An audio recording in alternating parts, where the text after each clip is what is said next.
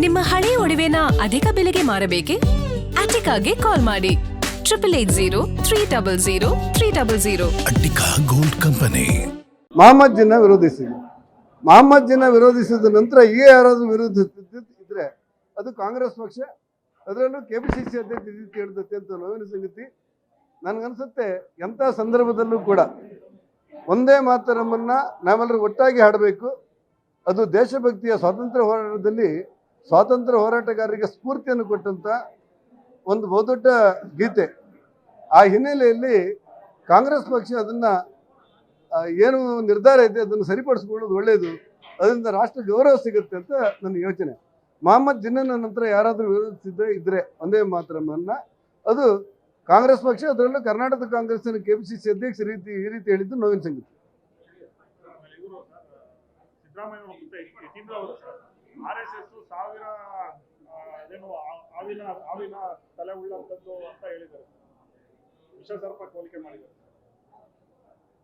ರಾಷ್ಟ್ರೀಯ ಸ್ವಯಂ ಸೇವಕ ಸಂಘ ಈ ಜಗತ್ತಿನಲ್ಲಿ ಬೇರೆ ಬೇರೆ ಧರ್ಮಗಳಿಗೆ ಬೇರೆ ಬೇರೆ ರಾಷ್ಟ್ರಗಳಿವೆ. ಆದರೆ ಹಿಂದೂಗಳಿಗಿರುವಂಥದ್ದು ಪ್ರಸ್ತುತ ವಿಶ್ವದಲ್ಲಿ ಏಕೈಕ ರಾಷ್ಟ್ರ ಯಾವುದು ಕೇಳಿದ್ರೆ ಅದು ಭಾರತ. ಆ ಕಾರಣಕ್ಕೆ ಹಿಂದೂಗಳಿಗೆ ಅನ್ಯಾಯ ಮಾಡಬಾರದು ಮತ್ತು ರಾಷ್ಟ್ರೀಯತೆಯನ್ನು ಎಲ್ಲರೂ ಒಟ್ಟಾಗಿ ಆಚರಿಸಬೇಕು.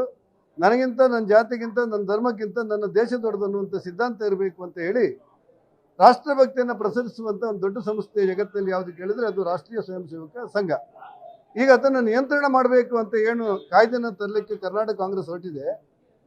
ಕರ್ನಾಟಕ ಕಾಂಗ್ರೆಸ್ ಅವರು ಕೇವಲ RSS ಅನ್ನು ನಿಯಂತ್ರಣ ಮಾಡಬೇಕಂತ ಹೊರಟದ್ದಲ್ಲ.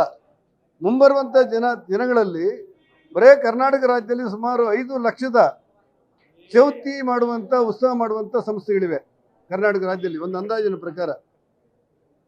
ಅಂಥ ಸಂದರ್ಭದಲ್ಲಿ ಎಲ್ಲೆಲ್ಲಿ ಗಣೇಶನ ವಿಗ್ರಹಗಳು ಮೆರವಣಿಗೆ ಹೋಗ್ತದೆ, ಎಲ್ಲೆಲ್ಲಿ ಶಾರದೋತ್ಸವಗಳು ನಡೀತಾ ಇದೆ, ಆ ಎಲ್ಲ ಉತ್ಸವಗಳನ್ನು ನಿಯಂತ್ರಣ ಮಾಡಲಿಕ್ಕೆ, ಒಟ್ಟಾರೆ ಹಿಂದೂಗಳ ಹಬ್ಬದ ಆಚರಣೆಯನ್ನು ನಿಯಂತ್ರಣ ಮಾಡಲಿಕ್ಕೆ RSSನಲ್ಲಿ ಪರೋಕ್ಷವಾಗಿ ನಿಯಂತ್ರಣ ಮಾಡುವಂಥ ಒಂದು ಕಾಯ್ದೆಯನ್ನು ಇವತ್ತು ಇಂಟ್ರೊಡ್ಯೂಸ್ ಮಾಡಲಿಕ್ಕೆ ಪ್ರಯತ್ನ ಪಡ್ತಾ ಇದೆ. ಈ RSSನ ನಿಯಂತ್ರಣ ಮಾಡುವಂಥ ಹೆಸರು ಇಲ್ಲದೇ ಇದ್ರೂ ಕೂಡ ಕಾಯ್ದೆಯಲ್ಲಿ ಅವರ ಮೂಲ ಉದ್ದೇಶ ಇರುವುದು ಅದೇ. ಪ್ರಿಯಾಂಕಾ ಖರ್ಗೆದಾಗಲಿ ಅವರದಾಗಲಿ ಮೂಲ ಉದ್ದೇಶ ಇರುವುದು ಇದೆ. ಒಟ್ಟಾರೆ RSSನ್ನು ನಿಯಂತ್ರಣ ಮಾಡುವ ಹೆಸರಿನಲ್ಲಿ ಯಾವ ಗಣಪತಿಯ ಮೆರವಣಿಗೆಗಳು ಕೂಡ ಆಗಬಾರ್ದು, ಯಾವ ಶಾರದೋತ್ಸವ ಮೆರವಣಿಗೆ ಕೂಡ ಆಗಬಾರ್ದು. ಹಿಂದೂಗಳನ್ನು ದಮನ ಮಾಡಲಿಕ್ಕೆ ಪರೋಕ್ಷವಾಗಿ ಹೊರಟಿರುವಂಥ ಒಂದು ಕಾಯ್ದೆ ಇದು. ಈ ಕಾಯ್ದೆಯನ್ನು ನಾವು ವಿರೋಧಿಸ್ತೇವೆ.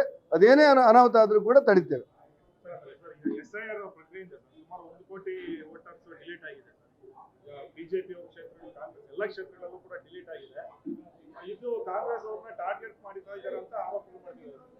ಈಗ ಭಾರತ ದೇಶದಲ್ಲಿ ಯಾವುದಾದ್ರೂ ಒಂದು ರಾಜ್ಯ ವಾಸ್ತವ್ಯ ಸರ್ಟಿಫಿಕೇಟ್ ಹೆಸರಲ್ಲಿ SIRನ ಮೀರಿ ಈ ಭಾರತದವರು ಅಲ್ಲದೇ ಇದ್ದವರಿಗೆ ಮತ ಕೊಡಲಿಕ್ಕೆ ಪ್ರಯತ್ನ ಮಾಡಿರುವಂಥ ಏಕೈಕ ರಾಜ್ಯ ಯಾವುದು ಕೇಳಿದ್ರೆ ಅದು ಕರ್ನಾಟಕ ರಾಜ್ಯ.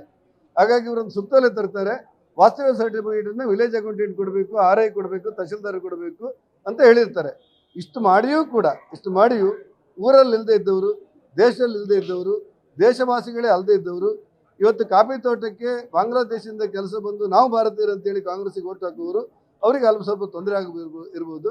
ಯಾರಿಗೇ ಆದರೂ ಕೂಡ ಅವರನ್ನು ಕೊನೆಯದಾಗಿ ಅವ್ರಿಗೆ ನೋಡಿಸಿಕೊಟ್ಟು, ನೀವು 4 ಓಟ್ ಇದೆ ನಿಮ್ಮ ಹತ್ರ, ಈ 4 ಓಟಲ್ಲಿ ನಿಮ್ಮ ಓಟ್ ಯಾವುದು, ನಿಮ್ಮ ಯಾವ ಊರಲ್ಲಿ ಇರ್ತೀರಿ ಅಂತ ಕೇಳಿ ಅವರಿಂದ ಅನುಮತಿ ಪಡೆದೇ ಆ SIRನಲ್ಲಿ ಅವರ ಹೆಸರು ದಾಖಲಾಗುತ್ತೆ. ಉಳಿದದೆಲ್ಲ ಅಪಪ್ರಚಾರ.